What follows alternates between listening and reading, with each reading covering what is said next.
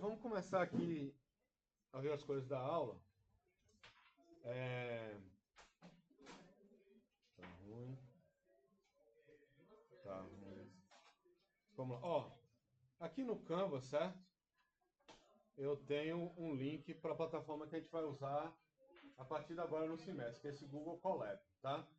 A gente pode chegar ele clicando no link, indo para o link, ou você digitar Google Colab, Colab com O só. Tá?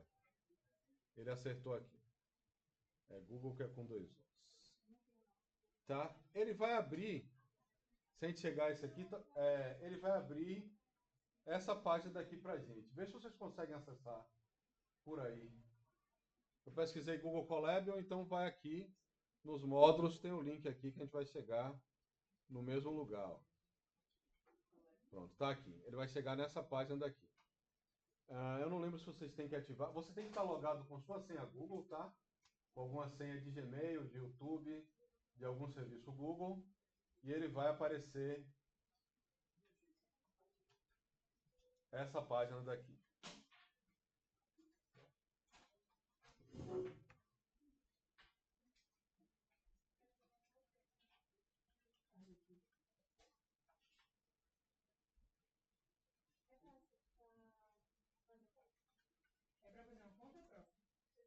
Não, é Google Colab. Deixa eu ver como é que tá aí. Como é que tá aparecendo?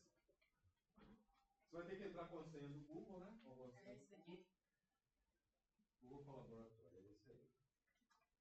Google Colab. Já tá, se vocês Tá, você já chegou nessa página, já está logado com o seu. Por enquanto ele só quer que vocês cheguem aí. Ele está tudo certo. Mas já estou na minha conta, já? Já.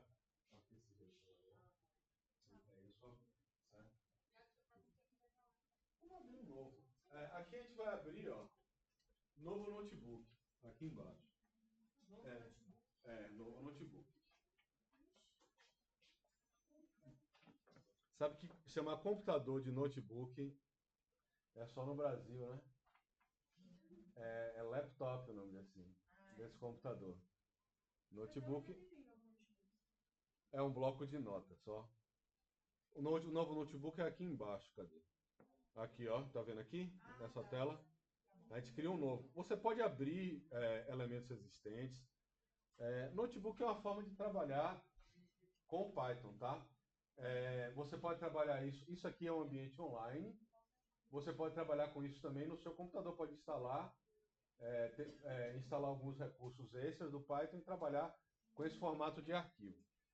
A ideia desse sistema é que a gente trabalha por células. Você cria células de código. É como se fossem pequenos arquivos, ó. Ele está me dizendo aqui, ó, comece a programar ou gere código com IA. Basicamente, minha história daqui é essa, tá? Tem algumas configurações que a gente pode fazer. A primeira coisa que a gente pode querer fazer é conectar, mas se eu não conectar, quando eu começar a rodar, ele vai me conectar automaticamente. Eu vou clicar no conectar para a gente ter alguma informação sobre isso, ó. Ele está me conectando com o computador do Google, que está com tudo isso instalado. O Python e uma série de coisas, principalmente para a parte de análise de dados, tá? Ele está aqui rolando. E aqui eu tenho uma célula, tá? Eu tenho um botão para rodar essa célula. Ele está conectando ainda. Está lenta a internet, ele tem esse problema. A internet às vezes pode ficar muito lenta. Ele vai precisar conectar. Mas aqui eu posso fazer qualquer coisa, ó. Vou aumentar a fonte aqui para a gente ver melhor. Pronto, estou conectado. Ele me conectou a um ambiente de execução aqui, tá? Aqui eu vou ter algumas ferramentas, ó. Executar, eu vou ter alguns atalhos que eu posso usar para ele aqui. Eu só...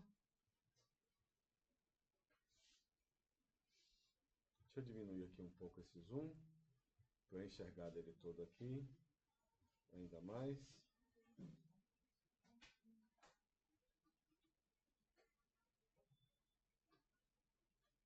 Gerenciar as sessões que ele tem aqui.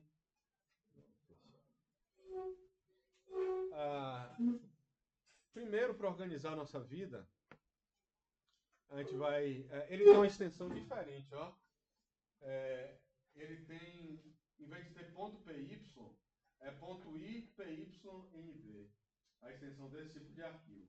Eu consigo rodar ele na minha máquina, que eu tenho Python e tenho outras coisas instaladas, umas ferramentas instaladas, mas ali eu vou mudar o nome dele, mas vou manter o ponto .ipynb. Eu vou chamar isso aqui de introdução, ou intro collab, tá?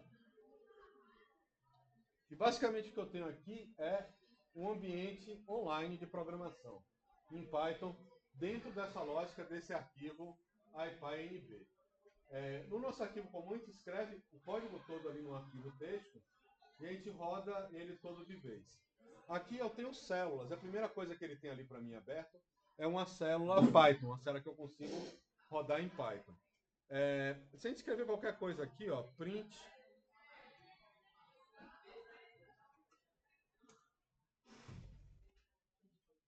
e eu apertar aqui para rodar, ó, ele vai imprimir aqui embaixo. Eu dei um print Hello World e ele imprimiu ali embaixo para mim. Cada célula é um bloco de código. Eu não escrevo uma linha de código. Eu posso escrever um bloco de código aqui. Eu posso escrever, por exemplo,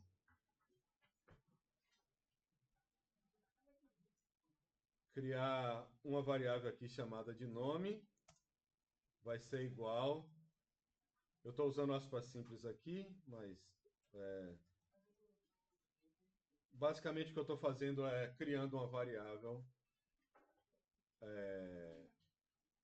que eu coloquei meu nome nela. E aqui eu botar nome. E aí quando eu der o print aqui, ele vai imprimir Hello Fernando, certo? Eu posso ter quantas linhas de código que eu quiser nesse ambiente. Ele tem algumas características que parecem... A gente viu duas interfaces de programação. A gente viu aquele idle, e aí tem aquele modo que chama de modo shell, modo de console. Você vai digitando e as coisas vão aparecendo. E você pode editar um arquivo para as coisas acontecerem e ficarem salvadas naquele arquivo, certo? Aqui ele é uma mistura dos dois. Porque ali eu estou dando um print, ó, nome, mas se eu termino meu bloco de código com uma variável qualquer, eu vou botar aqui A igual a 1, e eu vou botar aqui A, uma coisa que a gente fez várias vezes ali no console, ó. A última linha, se você bota uma variável na última linha, ele imprime automaticamente. Essa variável daqui, ó. Só botar a variável sozinha. Se eu criar aqui uma outra variável, b igual a 2, e botar b aqui, ele só vai imprimir o 2, ó. Porque ele só imprimiu a variável b. Porque a última linha ali, se você quiser ter alguma coisa para facilitar. Comentários funciona, loop funciona, tudo funciona. E você consegue... E ali embaixo ele já criou para mim, ó, um outro bloco de código. Você pode organizar seu arquivo por blocos de código, né? Depois você consegue exportar ele para .py, fazer ele todo, você consegue organizar ele assim. Eu tenho dois tipos de bloco de código. Vou apagar esse bloco de código que ele criou aqui embaixo. Tá? Eu estou aqui com o mouse em cima dele, ó. Eu tenho uma lixeirinha aqui, ó. É porque eu fui por um atalho, ele criou automático para mim. Na hora de rodar, eu apertei um atalho, eu não cliquei aqui, não foi? É um mau hábito, tá? Quer dizer, na verdade é um bom hábito, mas não para ensinar. Não na hora da aula. Tá? Porque quando eu aperto aqui, ó,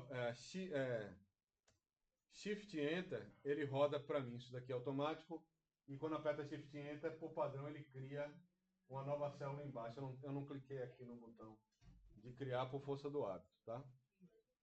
Mas eu vou apagar aqui. E quando você chega aqui embaixo, ó, ele tem mais código e mais texto. Eu posso criar blocos de texto aqui, que seria uma espécie de comentário geral. É um negócio que eles chamam de linguagem de formatação. É uma linguagem que organiza como é que as coisas são mostradas na tela. Tá? É uma linguagem que chama Markdown. Ele seria um HTML simplificado. sofisticado. O HTML, vocês já ouviram falar? É a linguagem que faz as páginas da internet, né? Ela não é uma linguagem de programação, mas ela faz sua página ficar bonitinha. O HTML, pelo menos o HTML junto com um arquivo CSS que configura o HTML, é isso que faz. Organiza as páginas para elas ficarem bonitinhas de uma maneira geral. E aí você pode colocar um bloco de texto. Eu posso colocar, ó, um título aqui em cima, ó. Chegar em cima, colocar texto. Eu marquei para criar uma célula de texto. E aqui eu posso fazer links, fazer uma série de coisas aqui dentro. Mas eu vou botar um hashtag aqui e vou escrever o que é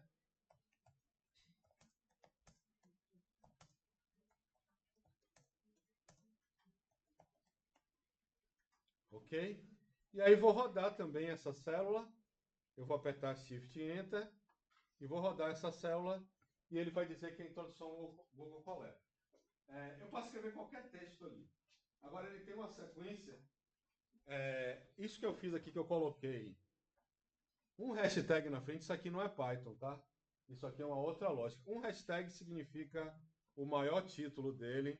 2 hashtags aqui seria um subtítulo, né? Uma seção. Vou escrever aqui H2, que é header 2, né? 3 vai ser H3. E aqui eu vou escrever texto normal. E vou apertar Shift Enter de novo para ele rodar. Ó. Ele vai diminuindo o tamanho do texto. É uma maneira de você formatar, criar um elemento com título, criar anotações rápidas sobre o que você está fazendo. Né? A gente pode botar figura aqui. Procurar uma figura qualquer aqui na internet. Ó. O que a gente vai querer botar hoje? Arquitetura. Pesquisar aqui arquitetura e vou em imagens. O que é arquitetura? Pegar uma foto aqui. O que é que a gente vai escolher hoje? O MASP, né? Vamos escolher o MASP, que o MASP é legal. Eu vou para o site aqui de uma figura qualquer, ó. Pego isso daqui, vou clicar aqui com o botão direito, abrir uma nova guia. E aí eu abri essa imagem sozinha. Ó, eu tenho o endereço dessa imagem aqui na internet. Ó. Ela está aqui. Ctrl C. Ou clicar aqui mesmo, ó, com o botão direito, copiar endereço da imagem. Ó, tá vendo que tem essa opção aqui? Deixa eu ligar meu zoom aqui. Aqui, ó. Quando eu chego aqui, eu vou ter, clicando com o botão direito, eu tenho a opção de copiar o endereço da imagem. Eu copio esse endereço, ó, e coloco ele aqui no meu Colab. Vou apagar essas coisas todas. E aí eu vou usar aqui um colchete. Fechar aqui. Fechar o colchete com esse endereço. Na verdade, o melhor exemplo é isso aqui, ó. MASP. Aqui eu coloco um título. E aqui eu coloco o endereço logo depois do colchete, entre parênteses, tá? É um jeito de colocar uma imagem ali, se eu quiser, que fique bonitinho. Aquele texto ali ele vai procurar aquela imagem para mim e vai tentar jogar nessa tela. Eu vou dar Shift Enter para ele rodar. Nada? Ele está de maldade comigo, né? Vamos ver o que está acontecendo aqui. Era para ele rodar. Eu vou tirar essa última parte aqui para ver se ele vai dar certo. Ele não está dando certo, ele só está me jogando para cá. Bom, aparentemente não dá para botar texto, mas dá para botar imagem aqui. Inserir imagem, vai fazer o que? Eu vou fazer um upload de uma imagem. Tá? Não é isso que eu quero. Vou deixar essa parte de imagem para lá, que não está funcionando. Mas essa daqui é a lógica desse ambiente. Então, eu posso criar blocos de código que são texto ou que são código, tá?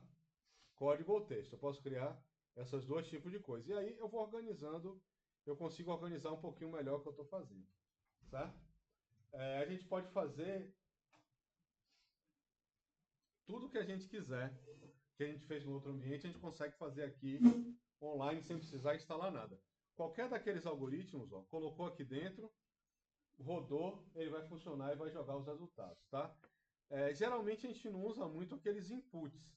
Eu botar uma variável aqui de, sei lá, PAP, que foi o que a gente usou aqui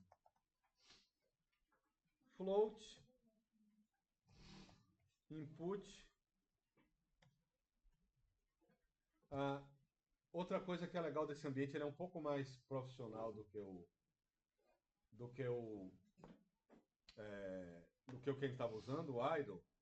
Então, vou botar aqui entre com a distância entre pavimentos. Tá? É uma coisa que é legal dele, se não me engano o idle não tem. Aí ele vai abrir aqui para a gente digitar, a gente digita. Opa, diga aí, Dudu. Tenho. Pode ser também. Então, como fazer as duas coisas. É aqui em configurações, o tema, light, salvar. Melhora? Então a gente vai fazer assim agora. A gente vai estar assim.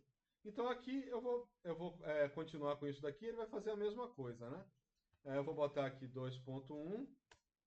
Eu fiquei com o pé direito muito baixinho de 2.1, tá? Mas ele consegue fazer isso aqui. Só que geralmente nesse ambiente você escreve mesmo o valor da variável, tá? Eu botaria aqui pap, eu botaria igual a 2.1 e depois eu trocaria esse valor para cá, né? Só para a gente ver aqui, botar aqui um print. Eu botei P maiúsculo aqui, né? Então aqui ele vai parar e vai entre com a distância 2.1. Quando eu der Enter, ele vai continuar e fazer o que está embaixo. O funcionamento é bem parecido, tá? Com essas coisas. E se a gente reparar, ó, toda vez que eu digito uma aspa simples, uma aspa dupla, ele já deixa, ele digita o fim, eu não preciso digitar o final, né? Aquela aspa simples ou aspa dupla, e eu já estou aqui para digitar o texto. Quando eu terminar, eu só sair dessa parte, que ele já vai definir um texto para mim. Toda vez que a gente abrir um parênteses, ó, ele já abre e fecha e deixa você para escrever aqui no meio, que facilita um pouco, né? Se eu escrever um texto aqui, ó, escrever pelo menos certo, né, em português. Texto de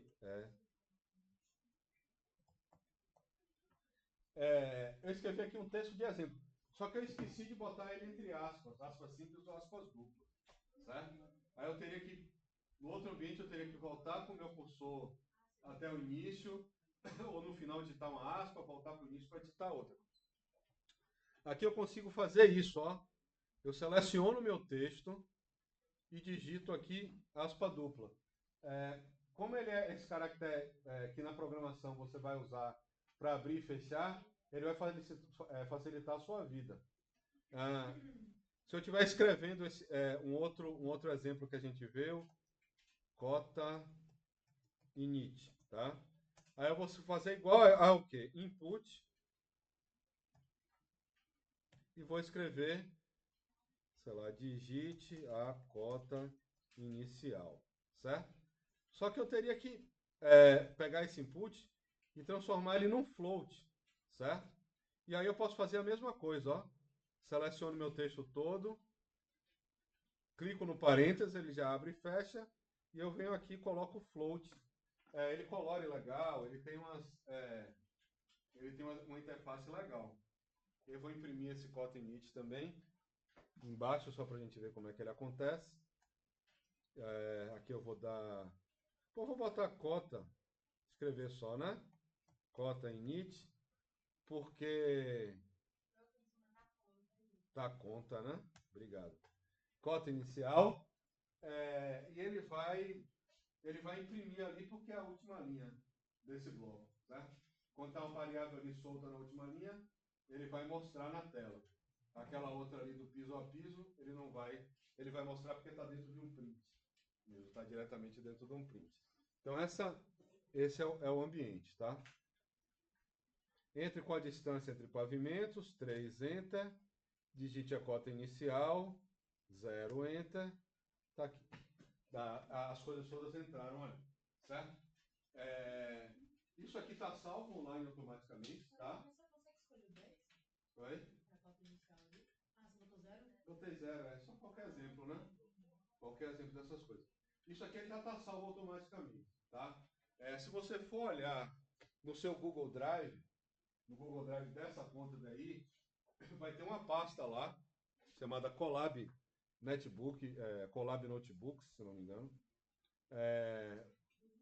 Ele está aqui, eu estou com minha conta do Cimatec, meu Drive, ó, Colab Notebooks. Aqui tem Intro Colab, ó. Tem esse elemento daqui, ele está salvo aqui dentro. Isso aqui é porque eu estou usando esse negócio que sincroniza aqui o Google Drive no meu computador, mas se você for na versão online também do Google Drive no site, vai ter essa pasta aqui. O que a gente não pode fazer é apagar essa pasta, tá? Que está dentro do Google Drive e está guardando os seus collabs. Se você não apagar, no final você vai ter todos os algoritmos que a gente fizer daqui para frente, vão estar aqui. Vocês vão ter que, para o exercício, colocar só comentários, né? Enfim, comentários aqui dentro, aqui, igual o comentário do Python, tá? Lendo valor da distância entre pisos. Alguma coisa que ele está fazendo aqui, você vai tentar comentar e mostrar que você está entendendo a lógica. O trabalho é esse, tá? A gente vai ver tudo que é para fazer aqui, a gente vai ver. Ok? Até aí tranquilo? Melhor do que o idle, melhor que o idle, né? O idle é bom para iniciar porque ele tem pouco botão. Você aperta ali para rodar, não tem muito o que fazer, então você foca. O foco é a lógica, né? É a lógica. Mas não, ninguém desenvolve profissionalmente naquela interface. Né? Só por castigo. Você vai desenvolver ali naquela interface. Mas para começar, eu acho melhor porque, né? Eu, quando estou trabalhando, eu uso esse editor de código aqui que se chama VS Code. Ele é muito completo, ele tem muita coisa. Agora, tem muito botão, tem muita opção. Você começa. São duas coisas para aprender: aprender o VS Code e aprender a lógica. Aqui, ó, ele facilita muito a minha vida, esse negocinho daqui. Mas eu abro o notebook aqui, ó, ele está todo configurado já, então eu abro um notebook parecido com aqui. Tem um aberto aqui desse lado, né? Tenho já aqui, eu rodo o arquivo Python normal, arquivo Python.py mesmo, também rodo aqui dentro, escrevo, minhas coisas de doutorado está escrevendo aqui também, então fico num bichinho só que resolve tudo. Agora também aí é muita configuração para a gente ver, enquanto que esse daqui online, ó, a gente configura pouca coisa e tem um sistema rodando já facinho, certo? Tem mais alguns detalhes que são que a gente tem que ter cuidado quando a gente está rodando um notebook. Eu vou dizer aqui, ó, eu vou para outro código daqui, tá? E eu vou dizer aqui que A é igual a A mais 1, e todas as variáveis que eu criei, que eu já rodei, elas são carregadas na memória do notebook, tá? Quando você abrir ele do zero, você vai ter que rodar ele todo de novo. Né? Quando você sair desse computador e abrir em casa, em outro lugar, você vai ter que rodar todas as células de novo. Tem um atalho rápido para rodar todas as células, e isso acontece principalmente pelo fato de que a gente está usando a conta gratuita do Colab. Se você tiver uma conta e quiser pagar por mês, não precisa nem rodar de novo, pode continuar. Não, só executar. Vai estar tudo ali, a gente vai ter que apertar os botões todos, ou apertar o seguinte, ó. Eu botei A igual a mais 1 e vou botar um A aqui embaixo para a gente ver o valor de A. E vou aqui em ambiente de execução e vou em executar tudo. A primeira opção, ele tem aqui um atalho Ctrl F9, tá? Ele vai rodar todos os meus ambientes de novo. Entre com a distância, entre pavimentos, 3, 10, e aqui ele rodou. Ele carregou o A aqui igual a 1, ó. E ele rodou aqui, e o meu A vai ser igual a mais 1. Então, o resultado aqui nessa célula ficou 2. Se eu rodar aqui de novo, ele vai para 3, para 4, para 5, para 6. Às vezes, quando a gente está rodando uma célula muitas vezes, a gente pode estar gerando um valor que não é o que a gente quer.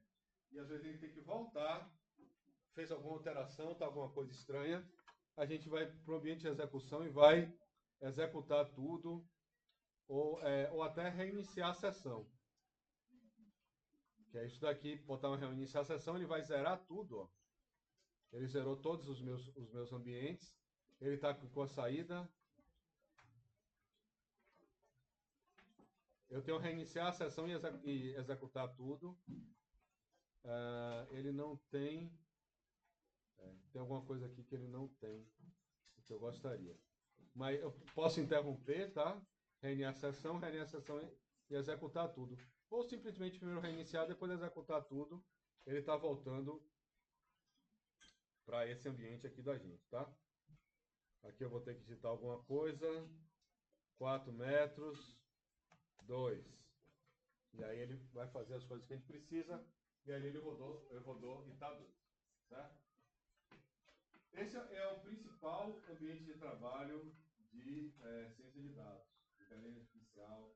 Nessas áreas, o notebook Python são os principais ambientes de desenvolvimento, né? Depois alguém vai botar um chat GPT, eles vão botar aquilo online, e aí eles vão pegar isso daí, vão filtrar, transformar num arquivo PY, exportar como arquivo PY e rodar. Mas as pessoas, aqui você consegue fazer muita coisa enquanto você está estudando o banco de dados, gerar os gráficos, fazer uma série de coisas assim bacanas que a gente consegue ver aqui, tá? A gente vai ver como é que roda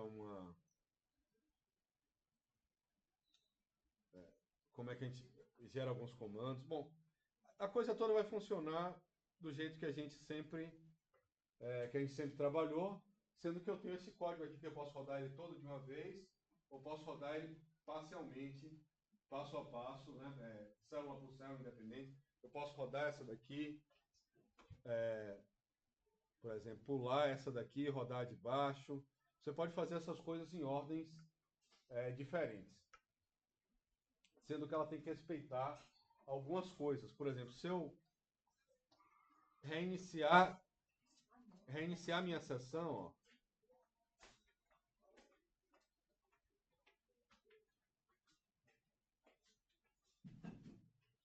se eu reiniciar minha sessão e for rodar aqui, ele vai dar um erro para mim, ó. É um erro, porque ele não pode fazer A igual a A mais 1, sendo que eu nunca disse para ele o que é A. Se eu botasse A igual a 1, ele faria. Mas A igual a A mais 1, o que é A para ele somar com 1? Ele não sabe que eu reiniciei meu ambiente, eu apaguei tudo que estava acontecendo antes, e eu comecei o código, e a primeira coisa que eu rodei foi essa linha. Aí ele deu um erro porque ele não sabe o que é A. Ele não sabe o que somar com 1 para atribuir essa variável A. Então, aí, se eu rodar o de cima de novo e o de baixo, ele vai funcionar. Isso aqui são alguns detalhes que a gente precisa entender, principalmente se a gente está organizando nosso código em mais de uma célula. Tá? Comentando sobre isso, no uso profissional, as pessoas vão organizar o código em mais de uma célula. Nessa unidade, eu acho que só no último exercício que eu vou precisar organizar o código em mais de uma célula. Tudo vocês podem fazer aqui. Ou você tem um notebook, ele está ali no seu Google, no seu Drive do Google. Vocês podem baixar esse arquivo e me mandar. No final, pegar um arquivo aqui, baixar, ó. Salvar uma cópia. Fazer download. Baixar o IPyNB. Ou você pode baixar ele com o .py também do arquivo Python. Pode me mandar assim, pode me mandar uma lista de links, né? Um papel, um arquivo Word com a lista dos links para eu ver os arquivos de vocês, eles têm que estar compartilhados só. Ou vocês podem compartilhar comigo, clicar no botão compartilhar. Vão ter que compartilhar comigo. Então, tem várias maneiras de vocês me mandarem esse trabalho final, e todo pode ser feito aqui. Sendo que a lógica é o código que a gente faz em sala, menos o de hoje, tá? O de hoje é só para a gente se acostumar a conhecer o ambiente. Vocês vão provar que estão entendendo o ambiente, tirando dúvidas comigo, obviamente, mas fazendo os outros exercícios. E a ideia de hoje é só ver um pouquinho de como é que esse ambiente funciona. Certo? É basicamente isso. Dá para baixar, ele está no... Você pode ir na sua pasta do Google Drive, selecionar os arquivos e fazer um download, né? E no web, no Google Drive da web, eles estão naquela pasta que eu comentei para vocês, que chama Colab Notebooks. E é basicamente isso. É um ambiente online que funciona como um notebook, um livro de notas de uma pessoa que está fazendo alguma pesquisa numérica, né? Cientista, um urbanista, um arquiteto que está trabalhando com alguma coisa relativa a dados, né? Não está só usando o Midjourney, mas está entendendo alguma coisa ali de fundo do que é que aquilo está acontecendo. Então é basicamente isso, ele vai estar sempre salvo. Você só não pode mexer naquela pasta que apareceu no seu Google Drive chamada Colab Notebooks, tá? É só isso que está acontecendo. Bom, vamos...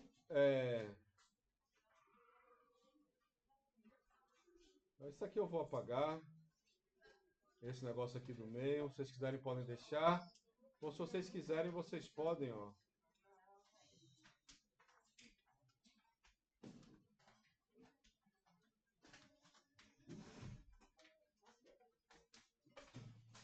Deixa eu ver como é que funciona nesse daqui mesmo. Eu esqueci.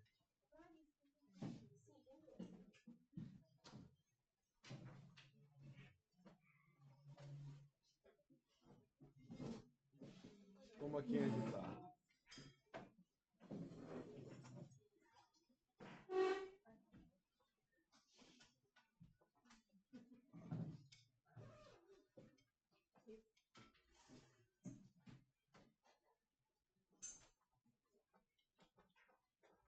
Pronto. E tem uma série de coisas que você fazer, como campo de formulário. Tem uma série de coisas que dá para fazer. Mas... Célula de código, deixa eu ver como é que eu faço isso aqui. Era I e M, não era M que eu tinha que apertar? Isso.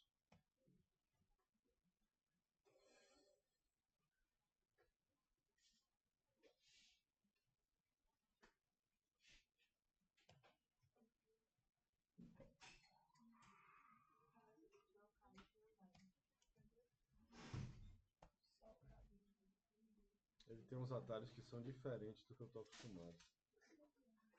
Aqui.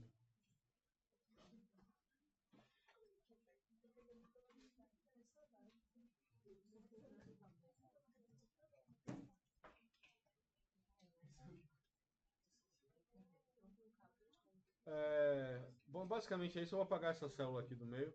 Acho que eu vou apagar um pouco disso aqui que eu fiz, tá? Vamos começar de novo, que atendendo a pedidos. Apaguei tudo e vou criar uma célula de código aqui. Tá? Então, como é que a gente organiza as células de código? Geralmente, tá? Geralmente você vai ter...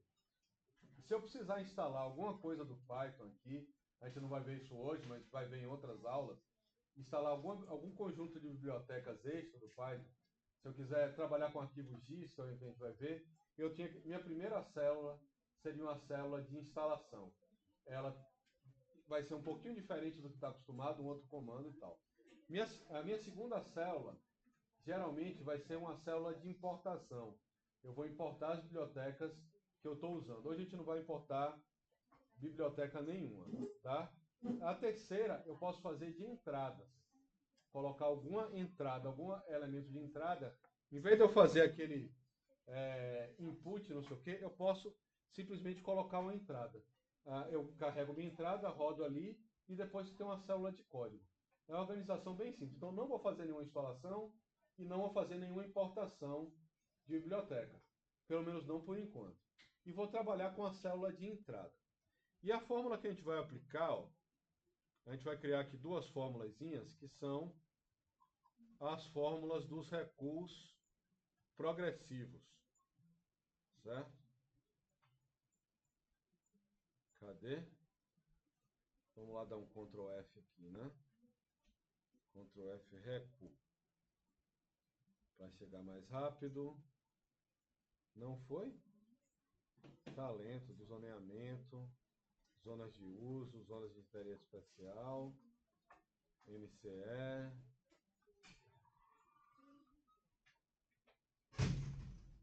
Por que ele não está achando o recurso?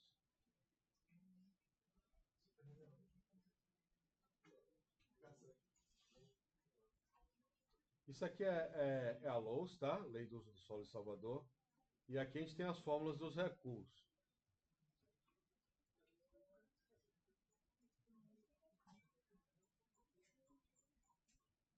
Tá ruim de achar. Tá. Vou abrir ele aqui. Tá aqui em downloads. Nova LOUS sancionada. Ctrl F. Recursos mínimos. Não é esse.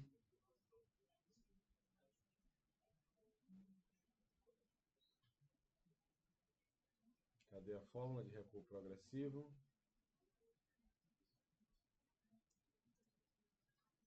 R, P, F.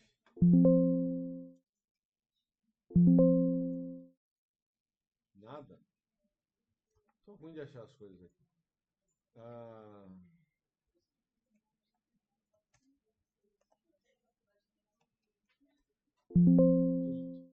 Achei aqui, é o recuo lateral progressivo. Foi por isso que eu errei. E aqui eu vou ter o recuo frontal progressivo.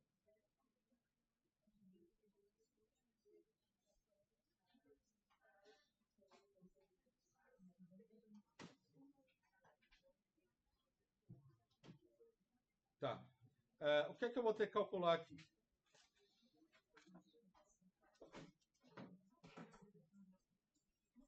Eu vou aplicar essa fórmula aqui, tá? Eu tenho duas entradas para essa fórmula, certo? Eu tenho o RFZ, o recuo frontal da zona e a altura. Eu tenho que entrar com esses dois elementos aqui. E eu vou escrever essas variáveis iguais elas estão aqui com letra maiúscula e tal. Então eu tenho que calcular um negócio chamado RFP baseado nessas duas entradas aqui. Então vamos lá, vamos para o Google Colab. Com esse valor, não é esse aqui, é esse aqui que eu estou. E eu vou botar H igual a alguma coisa, 12, e RFZ igual a alguma coisa daqui, né? 10 metros, sei lá. Isso aqui são as minhas entradas. Eu posso comentar esse elemento daqui e dizer que valor, altura da edificação, mais simples.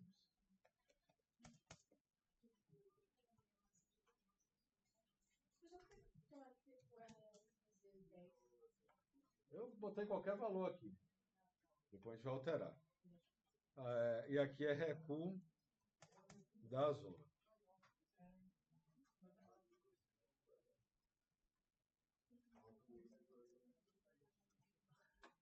Certo? Recuo definido.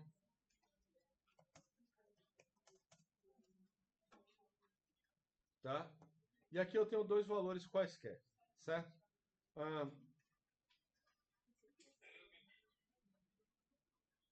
E aqui eu vou aplicar um código e primeiro eu vou colocar simplesmente,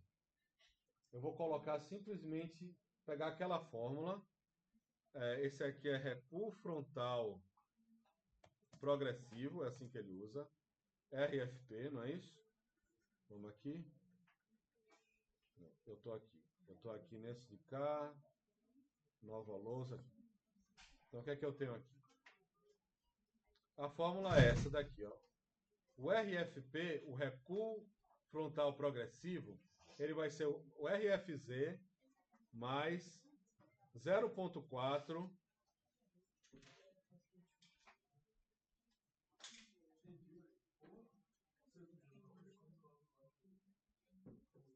ele vai ser igual a RFZ mais 0,4, a gente não vai usar vírgula. Aqui o vezes a gente tem que usar o asterisco, tá? Para ele fazer aqui. Isso daqui, ó. Esse detalhe daqui é o seguinte. Aqui ele usa um colchete e dentro ele usa um parênteses.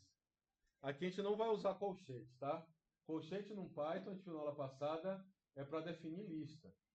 É para a gente trabalhar com lista, certo? E a gente vai ter que usar parênteses e parênteses para fazer isso daqui. Então vamos lá, vamos voltar para o problema da gente.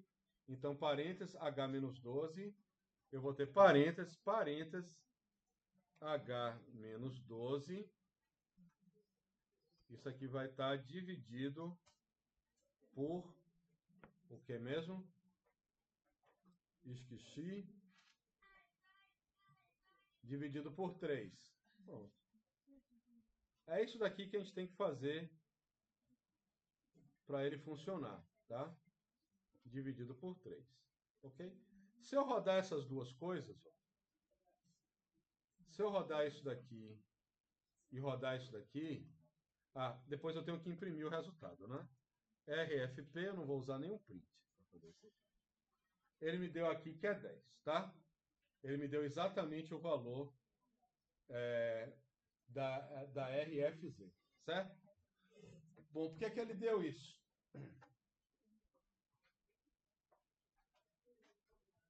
Porque 12 menos 12 é igual a 0. 0 dividido por 3 é 0.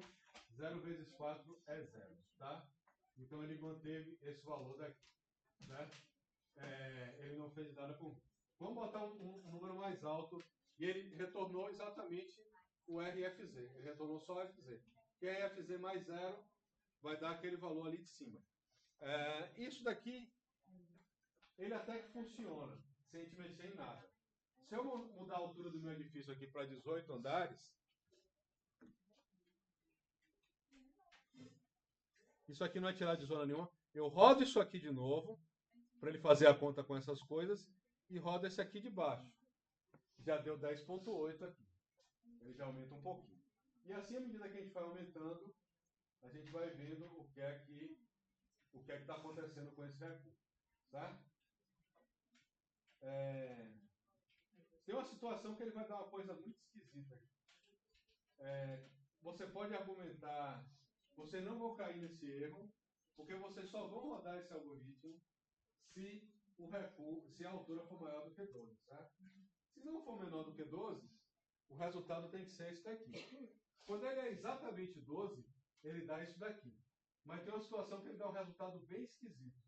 Se a gente quisesse fazer um código para que fosse a prova desse tipo de falha, né, a gente teria que usar um outro recurso que a gente não viu, que é o if. É o if statement, certo? Mas a ideia básica é disso daqui. Então, geralmente eu faço isso. Geralmente quem trabalha com Colab faz isso. Você tem um lugar que você altera seu código e depois você roda ele de novo e roda o que está dali para baixo. Se vocês forem ver ali em ambiente de execução, você vai ter ferramentas. Rodar todas as células abaixo, rodar todas as células acima, rodar, cancelar e iniciar, começar do zero e rodar tudo de novo. Ele vai ter todas essas opções para a gente mexer nesse ambiente, tá? Agora, assim, seguindo. Se eu botar 6 aqui de altura, o que é que vai acontecer? Ele vai me dar um recuo negativo. É um erro, né? Isso daqui. 9,2. Tá. H6 menos 12, tinha que dar menos 6, dividido por 3. Que estranho isso. Eu rodei isso daqui. 9,2. Tá. Isso daqui não era nem para você rodar, tá? Vai dar menos 6. Eu não sei porque ele está dando positivo nisso daqui. Ele está somando. Tem alguma coisa esquisita. Porque H-2 você tinha que dar menos 6. Isso daqui, menos 6 dividido por 3 dá menos 2. Menos 2 vezes 0,4 vai dar 0,8. Vai dar menos 0,8. É isso daí. Ele não deu negativo porque ele ainda ele pegou o 10 e subtraiu 0,8. Ele pegou o 10 ali, o resultado aqui foi menos 0,8. Né? E ele pegou 10 menos 0,8, ele deu 9,2. Isso aqui que dá negativo, na verdade. Né? Isso aqui não é lógico. Inclusive porque tem na lei que toda vez que você tiver mais de um recuo aplicando o terreno, você deve usar o de maior valor. e não de menor valor nas situações. Então, eu não poderia usar isso, teria que usar esse de cá. Agora, para treinar um pouquinho no código, o que a gente pode fazer aqui? Ó? Fazer um if. É o último elemento de lógica que a gente ainda não viu. Aqui eu vou escrever if, e eu vou botar h for menor ou igual a 12, dois pontos, certo? Se ele for menor ou igual a 12, eu vou retornar meu RFP, meu recuo vai ser igual a esse bicho de cá, ó, tá? O if é um bloco de código também, tá? Meu RFP vai ser igual a esse de cá. Se ele for menor ou igual a 12, é isso daqui que vai acontecer com o terreno, certo? O recuo vai ser esse. Se ele for maior do que 12, aí vai ser essa conta de cá que a gente está fazendo. O if ele é um bloco de código. Isso aqui só vai ser verdade se essa condição aqui retornar true. E eu só sei se isso aqui vai retornar true ou false depois que eu mexer nesse valor de cá. Dependendo do valor que ele tiver aqui, ele pode ser maior que 12, ou ele pode ser menor ou igual a 12. Se for isso, a conta está feita. E se não for, o que é que a gente faz? É um outro comando que a gente vai chamar aqui de else, dois pontos. Quer dizer, se isso daqui for mentira, rode esse bicho de cá. E no final você mostra para mim. A gente pode até botar isso aqui num print mais legal, ó. Print. Eu vou escrever aqui.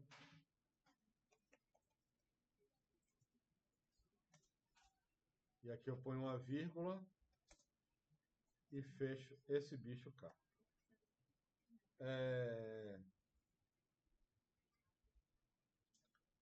E aqui a gente rodar, ó, ele vai dar 10.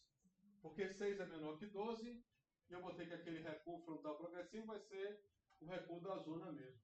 Porque segundo a legislação, ele só quando o prédio tem altura maior que 12, só quando a testada é maior que outro valor. Tem uma série de condições aí que você cai no recuo simples, mesmo quando você tem alturas maiores. É uma seção da lei, é uma seção com vários artigos, e a gente tem que parar para ler, porque são várias situações de caso e tal que elas vão conseguir. Aqui é só estou pegando o elemento e linkando com o conteúdo dessa aula, mas se fosse uma aula sobre recuo, eu teria que pegar a sessão inteira para discutir os casos que se aplicam e que não se aplicam. Mas aqui rapidinho a gente se ele é maior que 12, ele vai retornar aquele valor de 10 ali. Se ele é menor ou igual a 12, ele vai retornar aquilo ali. Se não, se ele for de fato maior do que 12, ele vai fazer essa conta. Então, vou botar agora 21, 7 andares. E é isso daqui, tá? Lembrando que, como eu comentei ali no começo da aula, o recuo, você poderia, quanto mais alto você tiver, mais recuo você vai ter. Teoricamente, na prática você pode fazer isso. Você pode pegar, sei lá, até 12, eu estou aqui com o meu recuo da zona, e eu seguir com essa linha daqui do recuo e fazer ela para cada andar. Você poderia fazer, certo? Uma pirâmide azteca. Ninguém faz isso na prática, tá? Vai ter alguns problemas construtivos, isso aí e tal. Agora, uma coisa que muita gente faz é você ter um bloco aqui de garagens de serviços. Isso daqui pode ficar no recuo frontal da zona e você ter o cálculo do seu recuo e você colocar seu edifício onde ele vai caber dentro desse cálculo, mexer nessa altura até 12 de um jeito, ou mais baixo, dependendo do que você quer do seu projeto, e acima você ter uma torre saindo de um bloco, certo? Então essas coisas aqui, isso daqui na prática acontece, isso daqui, se alguém propor isso daqui e vai ser aprovado. Não vai deixar de ser aprovado por isso daqui, né? Se tudo mais estiver certo, isso aqui seria aprovado. Mas na prática não tem, sabe, é muito... A gente não vê, né? Por algum motivo a gente não vê aqui que alguma conta não fecha, né? Aí a Maria, a gente fez um prédio que recuou os pavimentos. Os últimos 5 pavimentos, pode fazer isso também. Sobe reto, aí recuou por causa do recuo progressivo, né? Aí tinha 2 apartamentos. Aí você ficou com menos apartamentos em cima. Acho que na verdade são 3 pavimentos com menos 2 apartamentos e 2 pavimentos com menos 4 apartamentos. Assim eu acho que tem alguns casos. Tem uns ali no final da Tancredo do Médici, aquele negócio de Amazonas. Eu acho que tem alguma coisa assim. Mas é raro, né? É raro. Mas nesse caso você tem razão. Tem algumas coisas que foram construídas assim. Ele sobe até um lugar e quer fazer um pouco mais, sobe mais um pouquinho com a área reduzida. É interessante que tem umas varandas em cima, né? Tem um apartamento ali que ganha um espaço interessante de lazer. Bom, é isso daqui, tá? A aula de hoje era só para apresentar isso. Se vocês quiserem fazer para o recuo lateral, a lógica é a mesma. If else, isso aqui é a base do que a gente vai ver na aula seguinte, que é um algoritmo de estrutura que ele é usado para várias coisas. Se você quiser fazer uma treliça, né, eu tenho... Pode ser uma treliça reta ou curva, mas eu vou dividir esses 2 elementos aqui dessa treliça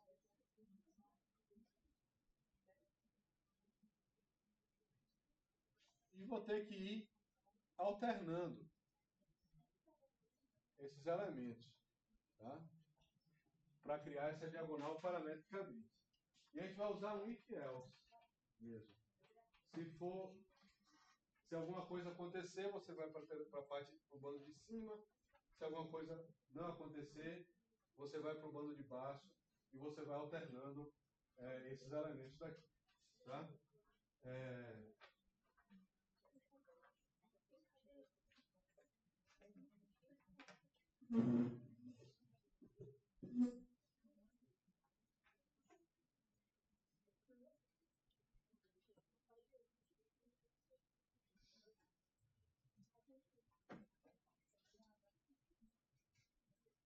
Pronto, esse cálculo esse cálculo é simples de fazer. Ele já está aqui nessa situação. A legislação é bem mais complicada do que isso, né? Vai casos que pode, casos que não pode, o que é que vale, o que não vale, está tudo lá. Mas basicamente essa história daqui, tá?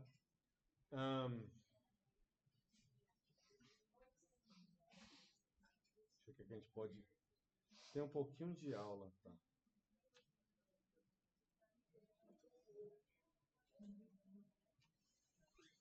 Fazer alguma coisa que... Vou mostrar como é que... Geralmente, quando a gente precisa importar alguma coisa, eu faço meus importes na primeira camada. E quando eu preciso instalar alguma coisa no Colab, instalar alguma coisa lá no computador do Google, eu coloco ainda uma acima das importações. Como introdução, ó, aqui do lado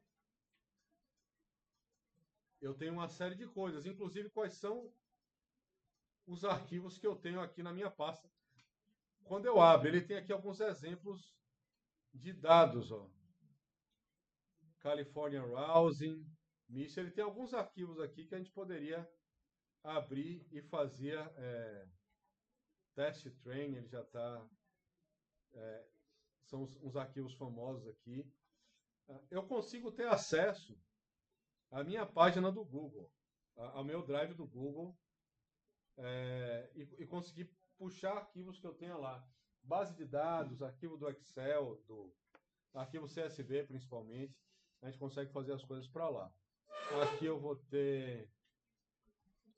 Aqui eu tenho valores de todas as minhas variáveis, ó.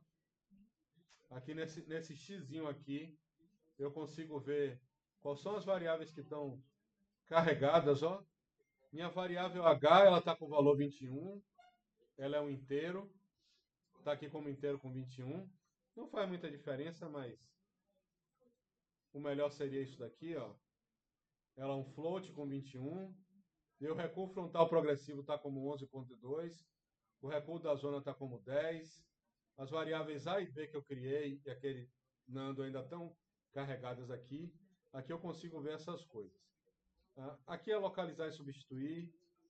E aqui é alguma coisa um pouco mais avançada. Tá? Isso daqui, bom, essas coisas aqui não são tão importantes não, tá? Isso aqui a gente pode fechar, esse bichinho, e ele está aqui, quando a gente abrir, ele vai estar ali do lado pra gente, tá?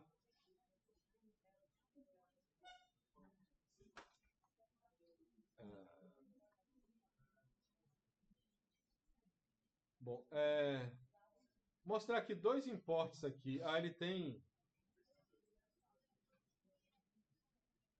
Ele tem alguns truques aqui de inteligência artificial que a gente faz. Mas vou mostrar aqui três imports que são bem comuns quando está trabalhando com dados. Ó. Eu tenho aqui import numpy as np, import pandas as pd, e o outro aqui, ele já descobriu qual é o último que eu vou fazer. Ó. Esse aqui é o mais difícil de escrever. Import matplotlib.pyplots as built. Esse aqui é o mais difícil de digitar, mas ele já sabe aqui para mim. Como ele já sabe que eu aperto aqui um tab, ó, e ele fez tudo aqui para mim. Eu vou apagar essa última linha. E aqui a gente roda e ele vai importar esse pessoal todo aqui. Isso daqui naquele Python que a gente instalou, eu podia ter instalado o Python de outro lugar, mas naquele Python que a gente instalou, essas três bibliotecas não existem, tá? A gente teria que... Elas não são do pacote padrão do Python, elas são coisas que você instala o Python e depois instala essas bibliotecas. Essas são as mais importantes da área de ciência de dados, área de estudo de dados e tal. NumPy é uma biblioteca de matemática, trabalha com vetores, trabalha com dados, matrizes, faz todas as contas do mundo para a gente. A Pandas é uma biblioteca que trabalha com tabelas de dados, basicamente. Trabalha com vários tipos de dados, mas principalmente tabelas. Esses algoritmos que o professor Bruno desenvolve, de achar preço dos imóveis e tal, ele está lendo tabelas através do NumPy. Você abre um arquivo do Excel aqui e trabalha em todo. E esse daqui é de gerar gráficos. Algum gráfico interessante, né?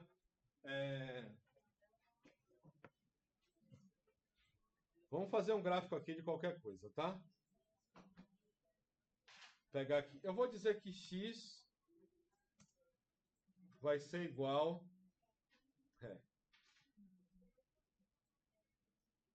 Ele já me deu uma opção aqui do NumPy, tá?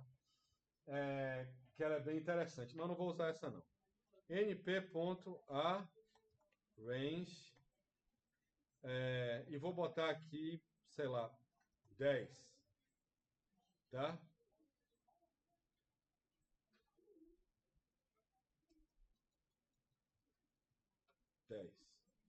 Eu quero só 10, certo? E vou botar o x aqui embaixo.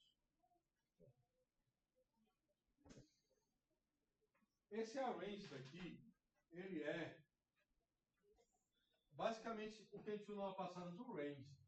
Tem um negócio que chama range que a gente usa dentro do for, em que ele gera uma sequência de números inteiros, que você começa com o start, o stop e o step. Né? Ele tem um início, onde é que ele vai parar, menor que o valor, e um passo.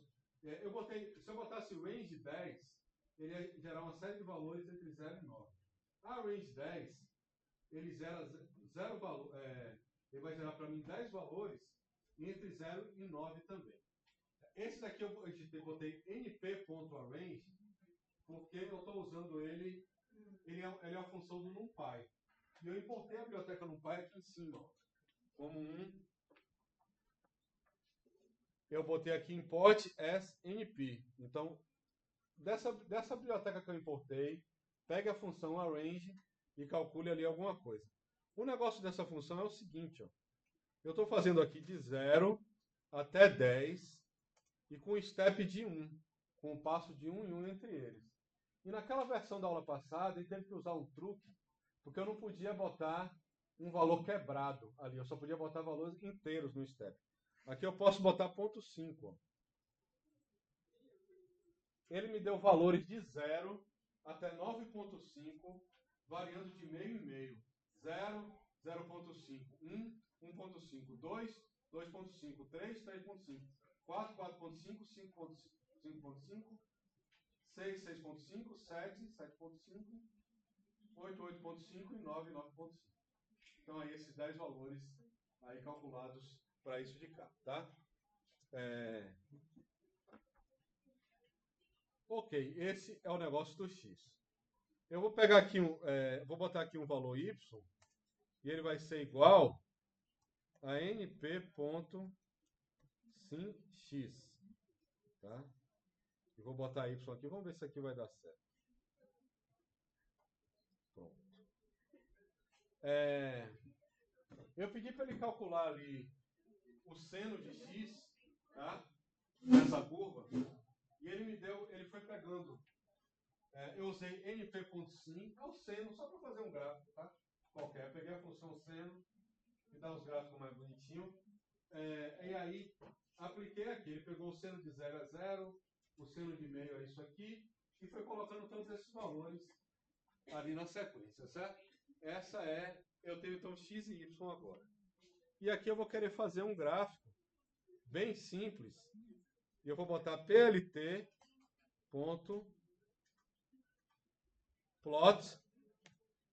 x e y, tá? PLT é essa última importação que eu fiz aqui, ó. O pyplot, que ele vai fazer gráficos. E aqui ele vai fazer um cálculo de um seno aqui, certo? Vai pegar todos aqueles pontos e plotar a linha, tá?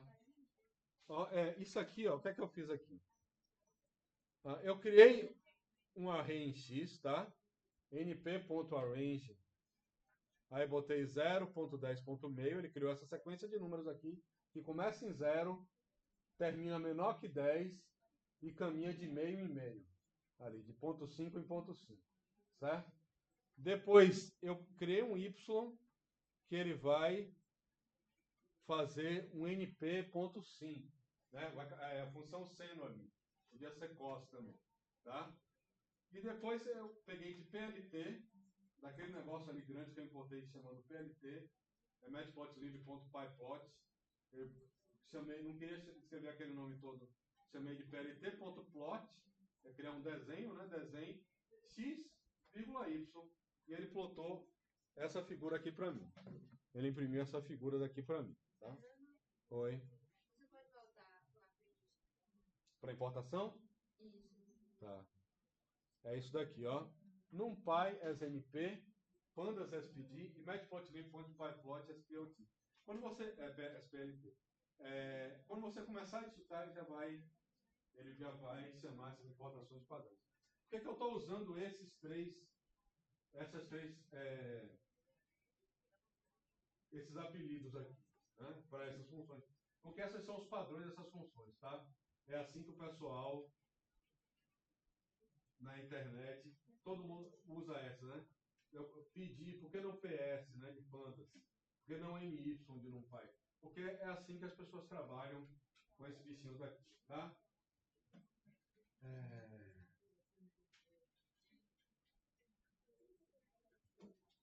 Só para gerar aquela figura. Tá? Ele já vai mostrar tudo aí para você que você precisa. Vai dar um enter e vai.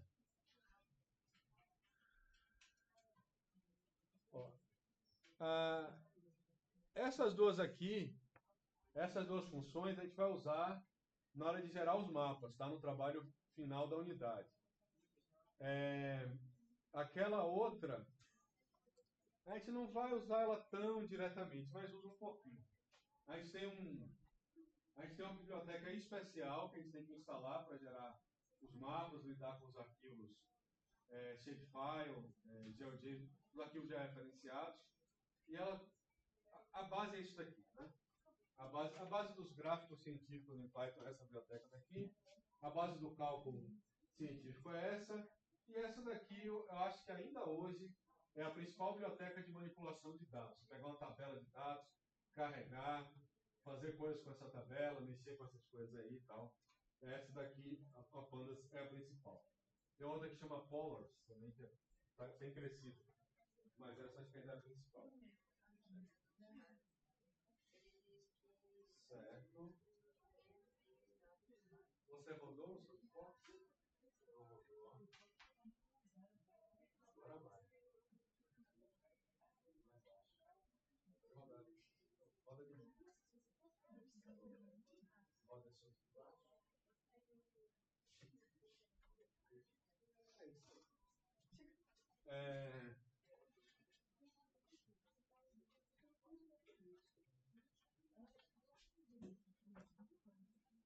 Aqui a gente consegue fazer vários tipos de gráfico, né? Gráfico de pizza. Tem outro gráfico que é o scatter, que é esse daqui, ó. Em vez de pyplot, de plot eu posso scatter. Esse daqui ele vai mostrar só os pontos que foram feitos. A gente pode fazer os dois em um só.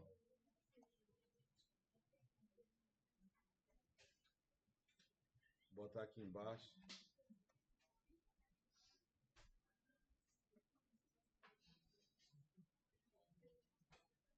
A gente pode mudar a cor de um deles.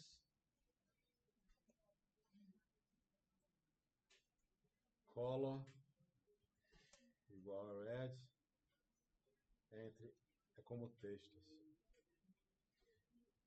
E dá para fazer as figurinhas ficarem bem bonitinhas, que é o que eu mais faço no doutorado, é deixar minhas figurinhas bonitinhas, porque né, lá em arquitetura, se eu errar a conta, ninguém vai ligar, não, mas se eu fizer uma figura feia, é só se renda. Piada só. Mas assim, e você consegue automatizar, você muda qualquer valor, ele automatiza tudo. Eu não quero mais de 0 até 10, eu quero de 0 a 100, de ponto 25 em ponto 25. Aí eu gerei isso aqui, está bem maior agora. Eu rodo esse de baixo e rodo esse bichinho daqui. E ele tem essa senoide aqui muito doida e muito achatada também. Tá?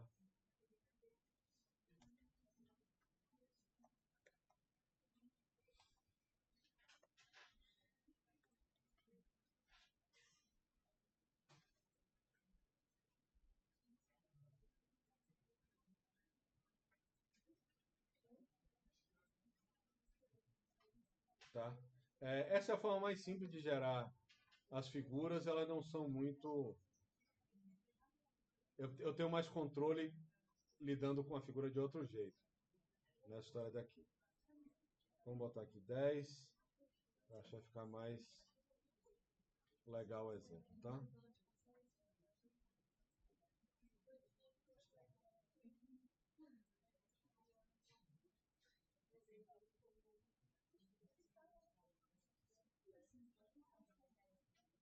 Esse daqui ficou mais bonitinho. Com 10,25, sem mexer muito na figura, ele está mais bonitinho, certo? Mais que a gente podia fazer aqui. Chamar aqui de... Posso criar um outro Y aqui. E 2. E dizer que ele vai ser np.cosseno de x. E fazer aqui uma outra plotagem, ó.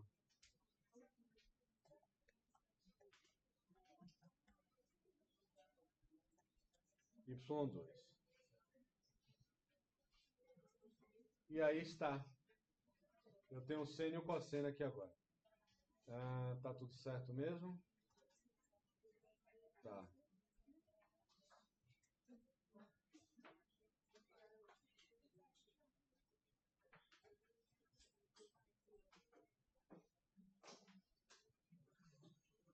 Então é isso. Dá para fazer um bocado de coisa legal com isso daqui. Na aula que vem, a gente vai usar essa telinha aqui do Matplotlib e esse ambiente. E aí, olha, estou pedindo para avisar. Com exceção da aula de hoje, o trabalho é entregar esses algoritmos que a gente está vendo na sala de aula, tá? É comentário. Eu vou botar comentário e vou entregar isso aqui. Eu posto essas aulas, não garanto pelo áudio, porque eu levanto para conversar com vocês. Não sei como é que o áudio está saindo, mas eu posto essas coisas e a gente pode tirar dúvidas e ver essas questões todas. Então, tudo não é só entregar o código, é entregar o código comentado, tá? Com aqueles comentários, você põe um hashtag, escreve o comentário, coloca o nome de vocês, de algum jeito na frente do código. Pode entregar aí no Colab, o Colab é online, você não vai perder nada, não precisa salvar, ele vai salvar automaticamente. Quando você sai, as coisas estão salvas.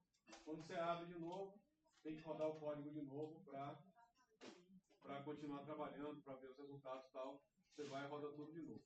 Né?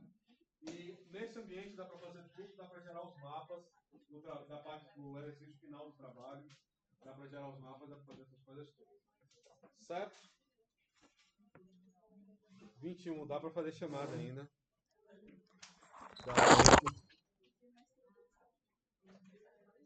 Todo mundo viu, todo mundo entendeu o trabalho, né? Gente me dizendo que não está entendendo. Está sendo repetido várias aulas. Mas tem gente que ainda não está entendendo. Agora eu acho que sim. The Chrome Still.